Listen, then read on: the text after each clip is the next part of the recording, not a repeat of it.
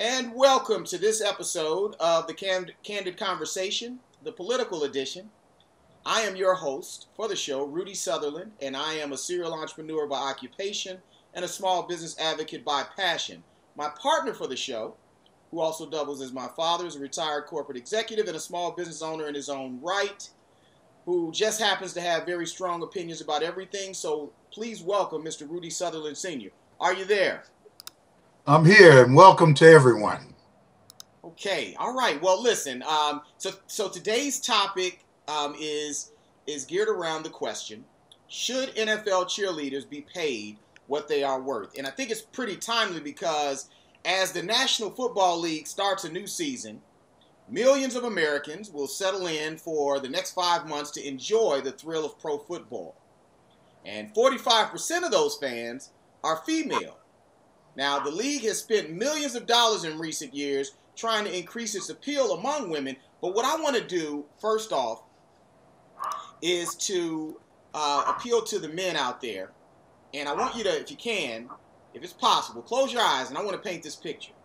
Now, how would you like it if there were beautiful women whose only job was to keep you entertained? Women who kept their bodies toned to your exact specifications, spend thousands of dollars on their hair, makeup, and clothing so they always looked their best for you, and had invested in years of training to do complicated acrobatics designed to bring you joy. Now, add to this fantasy that these women brought you hundreds of thousands of dollars in profits, and you give them almost nothing in return. Okay, now if you open your eyes, you'll recognize that what I just described sounds like one of what we call the oldest professions on the planet, if you will. However, surprisingly, that definition also fits NFL cheerleaders. Now, cheerleaders work, just so you understand, they work 42 weeks a year. They practice several times a week, attend corporate and charitable team events, are photographed for promotional media and paraphernalia, and of course, entertain fans during the games. They do all of this, and they get paid next to nothing. They get paid less than minimum wage. Now, Mr. Sutherland, I want to ask you, you are an avid NFL fan. I know right now you're chomping at the bit wanting to get to Sunday's games, and as am I. But I want to ask you, what do you think about this? I mean, what's the explanation? Well, they're treated like outside contractors and not employees. Right. They give them something like peanuts or nothing at all. They're not even paid regularly. They are told that they have to. One of the things that you said, they have to have their body toned. And if not, they pay a price. Mm-hmm. Mm-hmm. They call it the jiggle test. I thought that was kind of strange, but they don't have the basic protection that employees have. Right. They don't have paid vacations or days off, and even when they're off, they still are working, right, because they don't get paid for their cosmetics or getting their hair done. These are things that they get done themselves, and because of their work, they have to get it done a little bit more than the average woman. Right. So we're talking about some of the strange. Wait a minute. That says a lot, because the average woman gets herself dolled up and does quite a bit. I mean, that, there's a lot to be said there. So you put that on steroids, man. But here's the thing. Let me interject this as well, though. Okay, they contribute. I think it's estimated that through TV appearances, the TV appearances of cheerleaders on game day alone are worth about $8.25 million to the NFL, or roughly $317,000 per year for each team in the league. Okay, that's what so they provide value by promoting ticket sales, promoting the NFL brand, all of this stuff. I mean, they represent a contribution to the bottom line. I don't. Now, here's the argument, though. The NFL has always said, and in several of the cases that we'll talk about a little bit later on, they've talked about the fact that essentially they look at them as independent contractors, as you said, and because of the fact that they work for a third party, which is convenient, right, as opposed to being, employed directly by the NFL, they're employed by third party organizations that then define their work relationship. But I mean, this is one of those things where we look at the form over substance, right? If we choose to look at that form and settle there, of course, yeah, it makes sense. But the substance of it is, bottom line, these young ladies are contributing quite a bit to the bottom line of the NFL. There's no question. It's irrefutable information. Well, in between different periods of time, they entertain us just like the football game itself. I know, especially in a blowout, right? But you got halftime, which has turned out to be one of the men's special, shows that comes on during a football game, and also doing commercials and things of this nature. We're entertained by these women, and I mean, I know I be looking at them, and I love the look of them. They do. Right. They are very fine-tuned women, and I think that it is a crime that the NFL does not pay tribute to these women and continually treat them at a level that I have never seen. I mean, it's almost like slavery. Well, hold up. You know what? It is, but what's really perplexing is this. It's a weird dynamic when it comes to just pure economics. There is for background, there is a huge supply of them. There's the problem cheerleaders have is, although there's a small demand, right? I mean, there's only a certain number of teams in the league that, and each team can only have a certain number of cheerleaders. But across the country, I think there's a statistic that says there's over 400,000 cheerleaders. And these women, by the way, generally start at a high school level, and they gravitate not from college to being cheerleaders, but they apparently graduate from high school, and then many of them use, I believe, cheerleading as a stepping stone into modeling and other things. But others of them merely do it because they enjoy it. They enjoy doing what they do, so there's this glut of supply, which allows for the NFL affiliates to pay them pennies on the dollar because they can. Because with such a glut of supply and such a small demand, there's a disparity. But isn't that the argument for a union? Right? So listen, here's where I'm saying, there needs to be the formulation.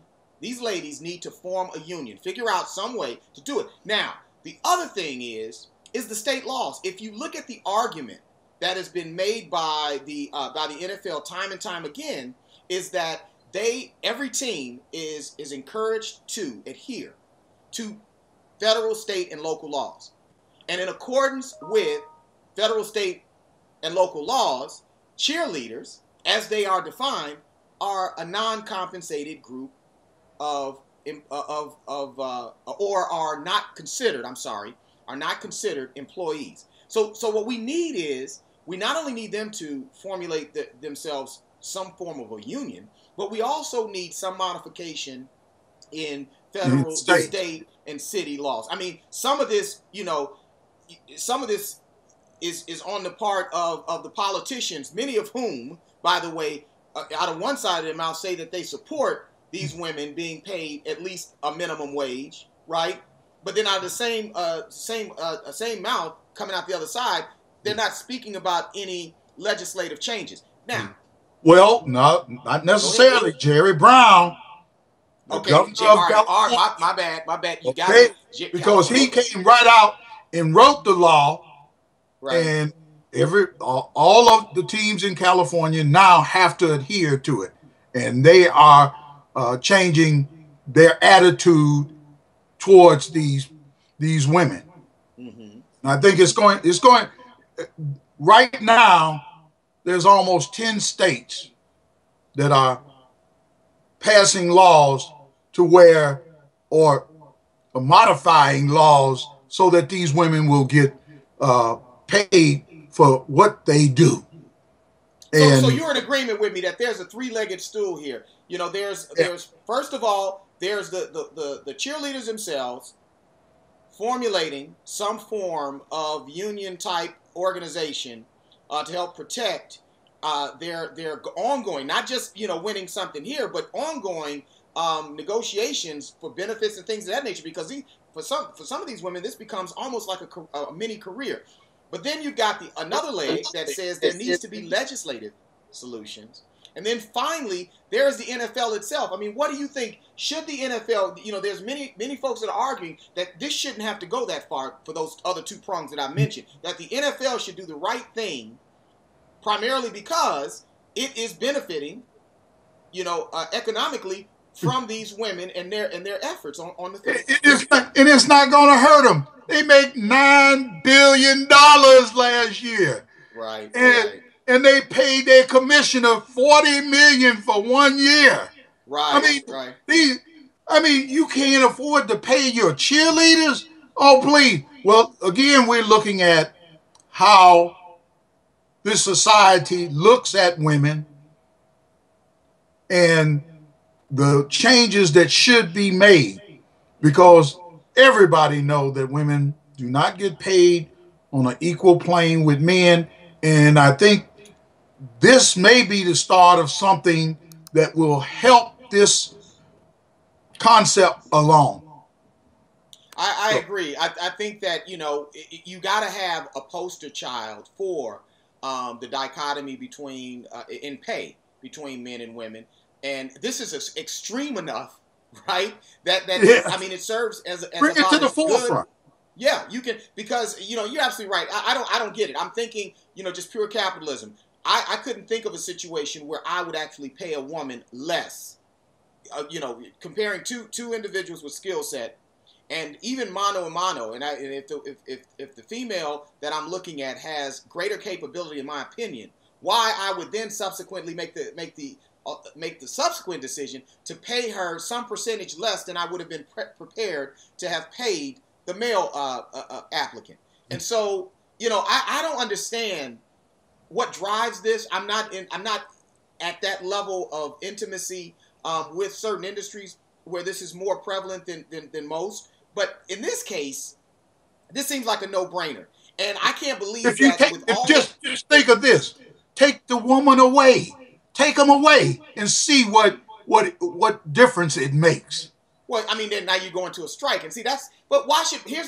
No, I'm just saying, if you in your mind, take the women away from the game, right, you're gonna have a lot of downtime, and people are not going to deal with that, because you're right. I think people's attention span do not deal with that. Right. I mean, they serve as content filler at times that, if there's a referee discrepancy, if there is a commercial break.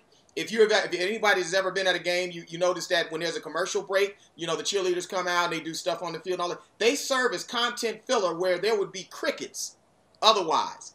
And so that's what I'm saying. I don't see why this is such a big deal. I don't see, frankly, why folks like you and I have to have a show like this, because the NFL should have acted on this, in my opinion, years ago. I mean, listen, the Tampa Bay Buccaneers recently agreed to pay up to $825,000 to settle a lawsuit brought by cheerleaders that were paid just $100 a game. Now, keep in mind, these women are paying not only for their travel on their own and all this. They don't get paid.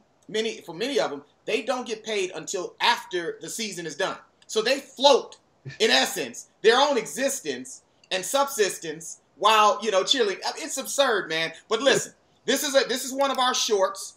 And I just want to say for you and I that we are asking Goodell and the NFL to persuade teams to legally stand down and pay cheerleaders the minimum wage or more. And don't forget about the dancers. The dancers too. Yeah. Okay, because right.